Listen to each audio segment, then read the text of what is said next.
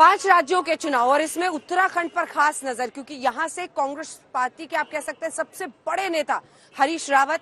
हालांकि हरीश रावत जी को एक लंबी लड़ाई पार्टी के अंदर ही नेतृत्व के लिए यहां पर लड़नी पड़ी, लेकिन इन तमाम मुद्दों पर बातचीत करेंगे। जिस तरह से अब ये हरीश जी लगभग तय लग रहा है, स्वागत है आपका आज तक पर, ये लगभग तय लग रहा है सर कि आप कांग्रेस पार्टी की तरफ से सबसे बड़े चेहरे के तौर पर रहेंगे।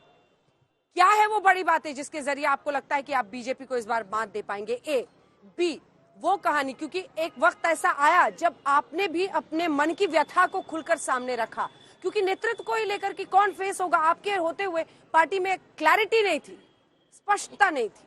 हरीश जी, देखिए, जिस कारण मुझे लगता है कि परिवर्तन आएगा, क्योंकि उत्तराखंड की जनता अपने को बहुत आहत महसूस कर रही है और ठगा हुआ महसूस कर रही है। 2017 में बहुत बड़ी बातें कही गई, डबल इंजन के नाम से बहुत सारे सपने दिखाए गए, मगर डबल इंजन कभी स्टार्ट ही नहीं हुआ और विकास के नाम पर 3 मुख्यमंत्री थोप दिए गए। पहला व्यक्ति 3.5 साल मुख्यमंत्री रहा, क्यों बदला किसी को मालूम नहीं। दूसरा व्यक्ति आया कब गया उसको खुद ही अंदाज नहीं हो पाया। तीसरे व्यक्ति को, जिसको कभी राज्य मंत्री बनाने लायक नहीं समझा, उसको ला करके कह दिया मिल गया ये हमारा तारनहार है। उसको लेकर के पार्टी के सीनियर्स नाराज होकर के कोप भवन में चले गए। अनंतो गत्वा शपथ ग्रहण हुआ, लेकिन उन्होंने भी समय के संकेत को समझा और वो नदी नाले गाड़ गधेरे सब खोदने में, खनन करने में लग गए और पर्यावरण को बड़ी क्षति पहुंचा दी। और लोग कह रहे हैं कि हमारा मुख्यमंत्री तो केवल खनन प्रिय मुख्यमंत्री है, उत्तराखंड को कुछ नहीं मिल पाया। कोरोना काल में दूसरे नंबर पर प्रतिशत वाइज सबसे ज्यादा डेथ उत्तराखंड के अंदर हुई। हमने अपने कई प्रियजन खो दिए। मिसमैनेजमेंट का हाल ये था कि कुंभ के अंदर एक टेस्टिंग का बहुत बड़ा घोटाला हुआ, जिसके कारण हम पर दाग लगा कि Uttarakhand is a corona spreader करके। लोग इन चीजों को, घटनाओं को भूले नहीं है। डेवलपमेंट ठप, बेरोजगारी चरम पर। आज देश में सर्वाधिक बेरोजगारी का प्रतिशत उत्तराखंड के अंदर है।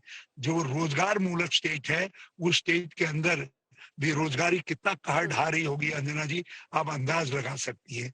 और महंगाई का आलम यह है कि देश के अंदर भी महंगाई है, सब जगह से पिकत है लोग महंगाई से, लेकिन उत्तराखंड तो बेसिकली उपभोक्ता राज्य है। हमको महंगाई का पिंच सबसे ज्यादा सह रहा है।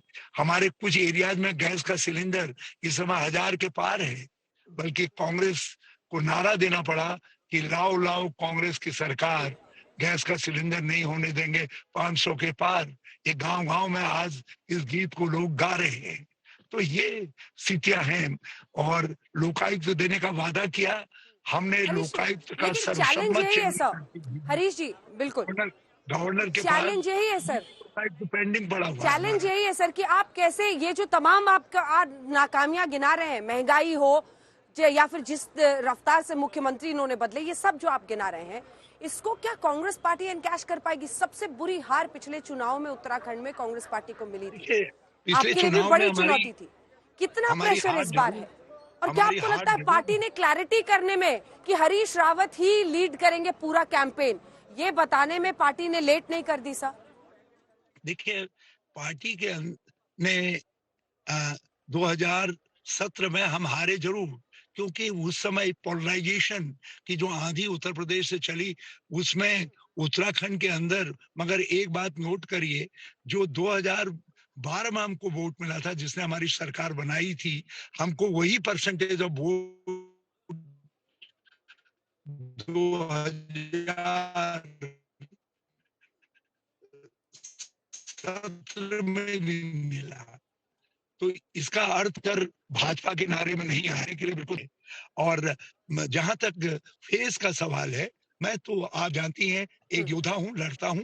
मेरा काम 2002 में भी लड़ा, 2007 में लड़ा, 2012 में लड़ा, 2017 में लड़ा, अब 2022 में भी कमर कस करके तैयार हूं। पार्टी ने मेरे ऊपर ये विश्वास जताया, पार्टी को लीड करूंगा। मेरे लिए दिस इज ये काफी है।